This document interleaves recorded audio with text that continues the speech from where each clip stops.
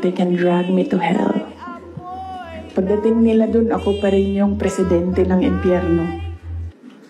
Yung paniniwala ko, hindi naman yung paniniwala. Parang Diyos lang yan. Naniniwala ka sa Diyos, ako, hindi. Respetuhin mo ako. Ay, hindi ako naniniwala. Ikaw na naniniwala sa Diyos. Naniniwala ka sa Diyos, ako, hindi. Respetuhin mo ako. Ayaw ko na bumaba sa akin na ito forever. Kaya sirain ko kayo lahat.